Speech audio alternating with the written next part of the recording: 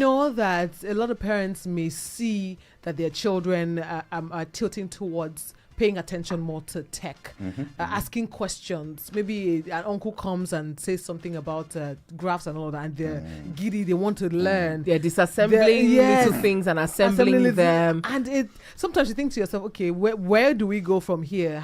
What do they learn? How do they get that information that will be beneficial to them in the long run, seeing that they have interest and they want to be in the tech world? So, I mean, we're discussing how the kids can learn tech skills that kids can learn in today's world.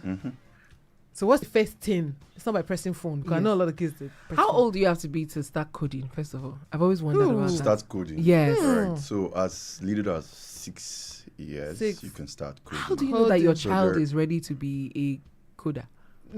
So there's into coding. Okay, so I'll share a real life scenario. Okay. By all means. So I have my kiddo, my last born, my younger brother.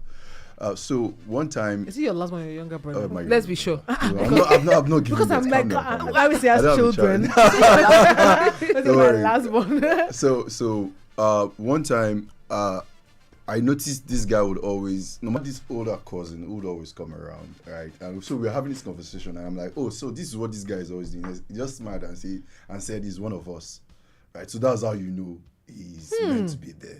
He just smiled and said he was one of us. So you just know there's this level of curiosity.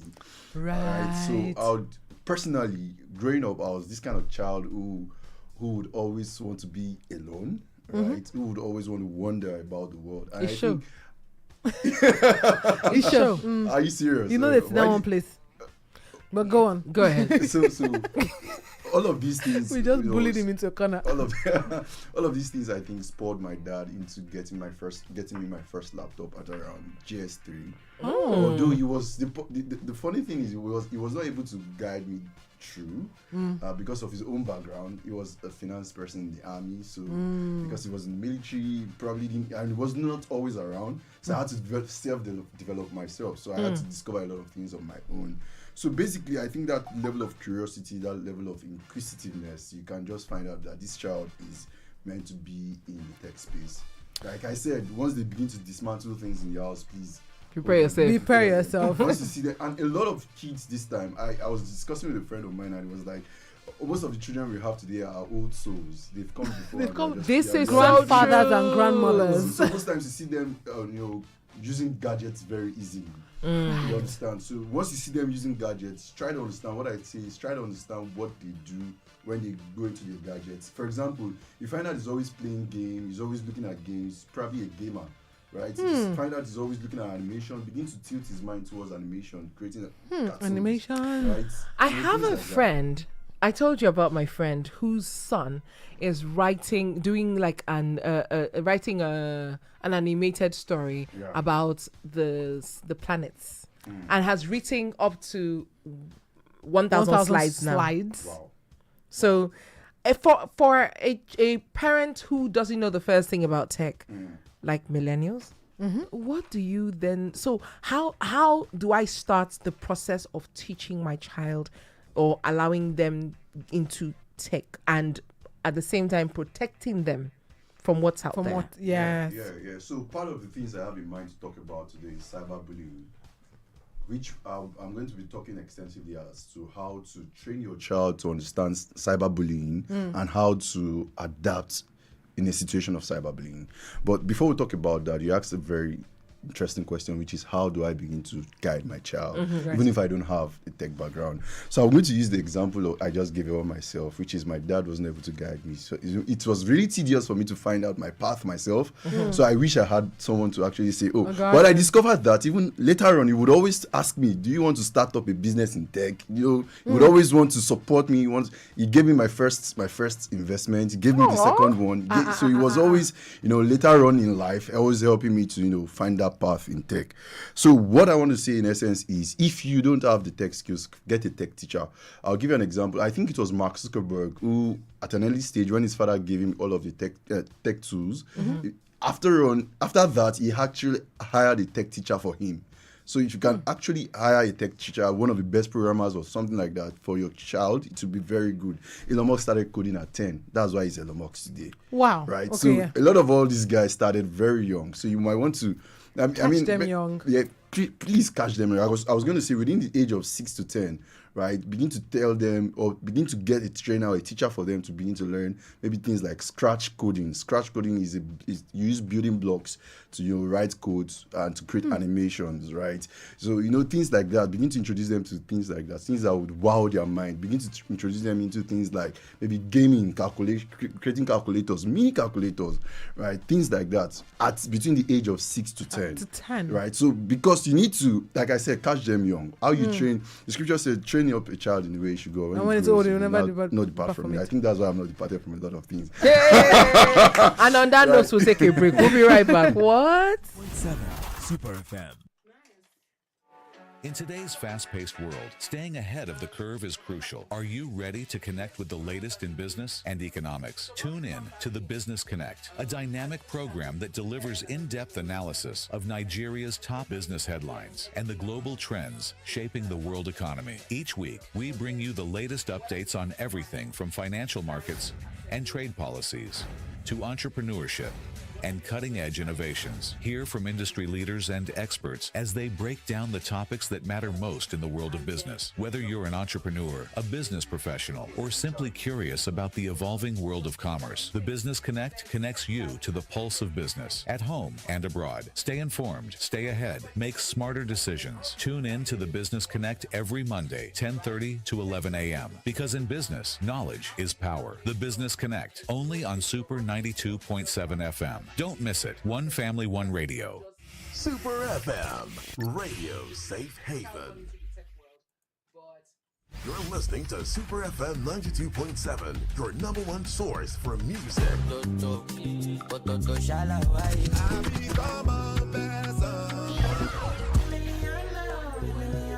and entertainment. Super FM 92.7.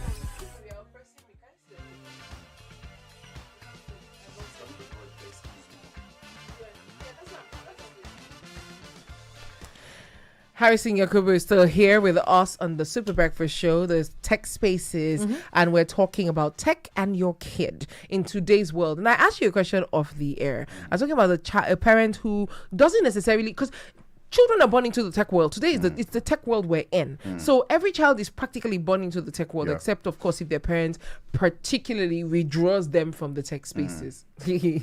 Not possible. But how do I then know that the child is not just, tech savvy because all kids are tech savvy, but this Do one all is kids tech need to be inclined? tech savvy? Not needs. It's This generation, of course, it's more like saying, do all kids have to breathe?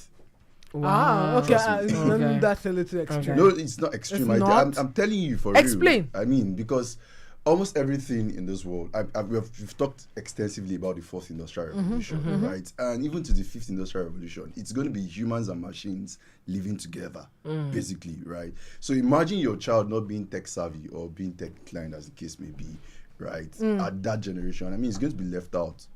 Before we get into the tech skills, remember the 12-year-old boy that was having a conversation with AI, sort of, and killed himself because AI had told him that he wanted him to join her wherever she was, and of course we knew that was AI. So how do you protect your children from the most ridiculous situations as such? Yeah. So what you don't know eventually will not kill you. Let me start with that. Arguably. Yeah. So basically, I believe the right amount of information and education will help and guide that child properly. Which is why I say within the age of 6 to 10, you begin to expose these children into the right information. Because now the truth of the matter is, whether you expose them or not, they are still going to move. Exposed. They are going to be exposed. Right? You don't want them to meet the wrong teachers. You want to be the right teacher, guiding their process, guiding their thought process. And that's why, even if you're not tech savvy, I quickly said you should quickly find someone who is tech savvy to quickly mentor them. I've said oftentimes that those who see very far see far because they stand on the shoulders of the giants that went before them, right? So you quickly want to find someone who is trusted, a trusted adult who understands the space. You can come to us, of course. We have several programs. I was going to talk, I don't know if it's possible, I'll talk about a summer program we're having for kids between between the age of 13 and 15, and then between the age of 16 and 17. Different program. Those guys have just finished their junior WAEC and senior WAEC. So we need to engage them and catch them young so that they don't go into cybercrime. That's the idea. In fact, that's the whole idea. In fact, our tech in trenches it was giving birth to because of that reason. Wow. Because by God's grace, God, I think that's part of the calling God has given to me to ensure that we derail the minds of our young individuals from cybercrime into something more productive, channeling that energy that should have been used for cybercrime into something that could be more productive. That's why I gave an example of how Silicon Valley was when we were started cybercrime as compared to today. You remember the example I gave, right? Okay. When I said when we were growing up, we had several cyber cafes. Yes. Right? So then we had too many cyber criminals, but today those cyber cafes are no longer available, existing, right? Which means that they've gone out of business. But you can see Silicon Valley of that year is the Silicon Valley of today that has given birth to Facebook, X, several other. Let's talk about the tech skills, because again, time not friend. We need to know what are the tech skills that children need to... Quickly, let me talk about our cyberbullying, because there's a lot of cyberbullying, and I think our kids, let me use this opportunity to give it out to our kids, right? I think our kids need to be very aware. The adults listening to use this opportunity to educate our kids about it, because of course you never can control so much what the kids are doing in their schools, and because they are exposed to internet, they are exposed to WhatsApp and the likes, a lot of they might form groups and all of that, and there could be cyberbullying. You need to teach your kids how to be emotionally intelligent to handle cyberbullying, right? Because it's a lot out there. So how do you? For example, a child you might be in a group and they remove your child, right, from that group. And the child begins to feel like, I'm not supposed to be, I'm left out, right? And of course, you want to control that child's mind to understand that, this thing should not break you down mentally. Because if you don't control it, of course, it's going to begin to affect them emotionally, mentally, and they want to even stay away from it totally because he brought them that. That emotion is nothing to write. So now, what are the tech skills? So we want to go into we have just less than 10 minutes, but we need to get. So let's look at the tech skills, right? So I said between 6 to 10, you should look at Scratch programming, right? Between 10 to 14, begin to introduce them into things like Python programming. Python, how to use Anaconda space, right? Python and Anaconda. Why are we doing snakes? When we were growing up, we watched a movie called Anaconda, and it has scarred me. It scarred me. What? Scarred you? Do you know the movie Anaconda? I'm not sure I can. Okay, now that's where we are bigger than okay, him this now. is what we know that you don't know. You don't know that movie called Anaconda? It's okay. He was a loner. He was right there doing techie things. You were into he was doing techie things. That's all. It's okay. Go ahead. Python, Anaconda. Anyways, so Anaconda and so introduce them to Python programming language. Let them begin to understand, begin to build little games, Snake and Ladder, those pretty little games using Py games and the likes, right? Or that's Py games is an extension of a subset of Python. Okay. Right? So Python is an all-purpose programming language that you can use to do different things. Okay, so I'm going to play the role of a very clueless mother. All this thing you're saying. How can I do it affordably? How do I do it without having to, hire more teachers and, do you know what I mean? How can I get my child onto things like this? Right, so we have several platforms which are free, right? Okay. You can use YouTube, right? There are several channels you can go on YouTube and check, right? That's one. There is W3 Schools. That's part of the stuff I started learning with years ago and still there till today, right? Okay. W3 Schools. That's where I built my first stagnant website. Jesus Christ, I feel so bad. Stagnant. What is a stagnant website? Like the website was not responsive. It was just there. But it was a website. But you built something. That's good enough. Years ago, right? So that's that. So there's W3 School. There are several other platforms you can just Google and see where are the free, platforms where I could learn. Blonde Moment Mother once again. What? Blonde Moment Mother. All right. Once again. Was I able to talk to a blonde? No. You're so good. I don't know anything about tech. Like the millennials, I don't know anything about tech. So of course I need guidance to help. You're not part of them. No, but okay, so you might know some things, but you don't. When a child is concerned, I'm to get the most. I don't know the first thing about help. What to share with a child, what should not allow a child, go into and all of that. So. He has given us age range from 6 to 10. He's saying what important is scratch something. Scratch coding. What is that for an adult? How do you explain it to me as an adult for my child? Sell it to me. Okay, so instead of writing lines of code in JavaScript, Python, or any programming language, you use building blocks to build. So it's more like a drag and drop platform. There's something called drag and drop right now. Okay. No code, low code is like a thing, right? It's a buzzword right now, right? Low code, almost everybody uses that word low right code, now, okay. right? So it's more like a low code or no code platform. Okay. Minimal code, but building blocks, right? So for example, if I want to build something like, say, I want to write an algorithm that tells a child, let me just use something very basic, that tells a child to go and bathe, for example, or to prepare for school. Okay. Right? So remember, the child wakes up, brushes her teeth, uses her teeth. Why did I use anyways, because women brush their teeth a lot more. You're going to have your daughter very soon. Go ahead. well, so gets to the bedroom and all of that. So that's an algorithm. So the algorithm says the first step is wake up from your bed, say a prayer, brush your teeth. Normally, if I was to do that in Python, I was supposed to write different lines of codes, right? Okay. But instead of doing different lines of code, I could just drag a block and say, wake up, say a prayer, brush your teeth. things like over that. each So other. basically, what you're teaching that child is how to think like an engineer, how to think in a systemic way. Why did you say that before? Why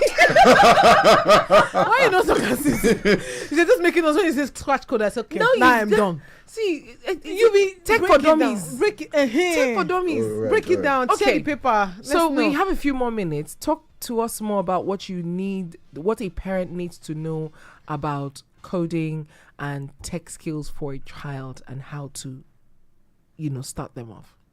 How do you mean?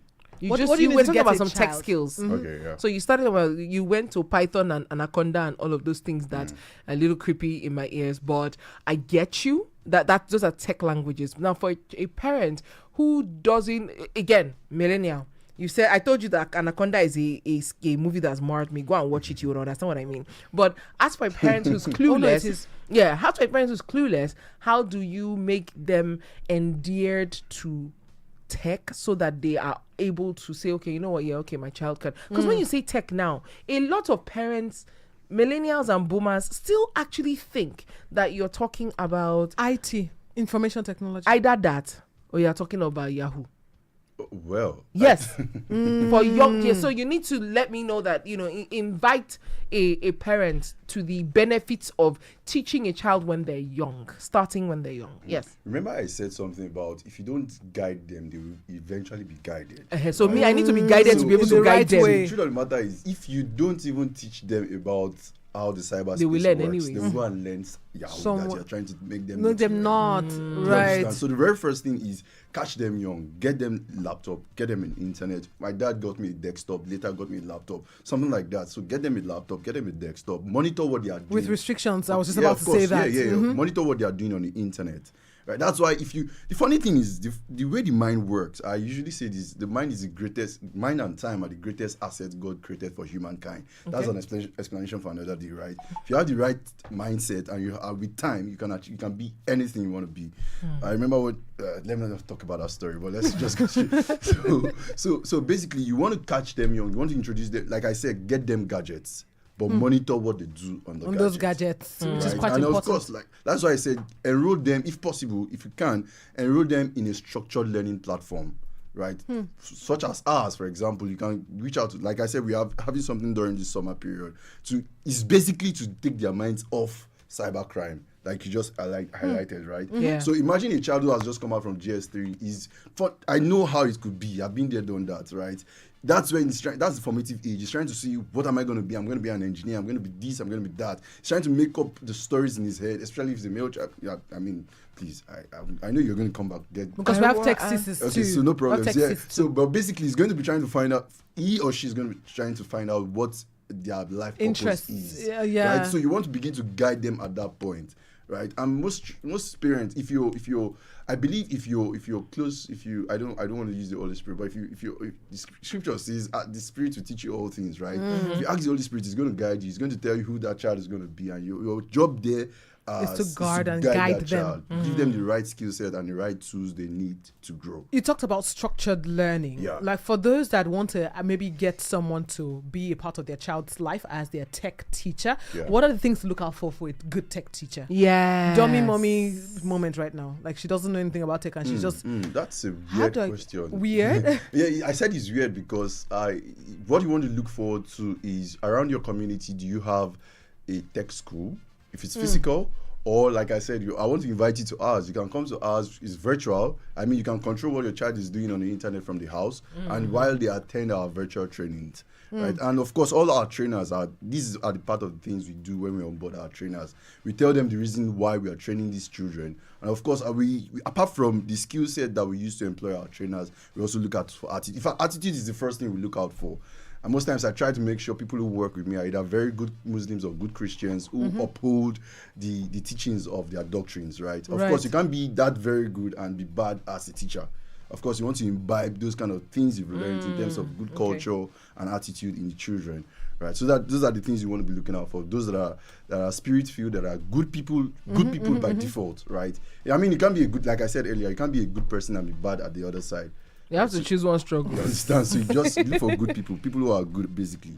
All right. So, well, we have been speaking with Harrison Yakubu. I hope. One more thing before we, So I know we left some guys out. Those that are 14 above. I hope they won't feel bad. That's true. Anyways, Just in 1 minute, one thought. They should go into AI automation, learn things like N8N, voice flow, and even Python programming for building AI agents, right? So wow, okay, that's even a little advanced, which is good. Which I said for because 14 and above, because the kids there, they are doing exploits and wonders and doing robotics and Resolytics and all of that. In fact, did I hear you say Resolytics?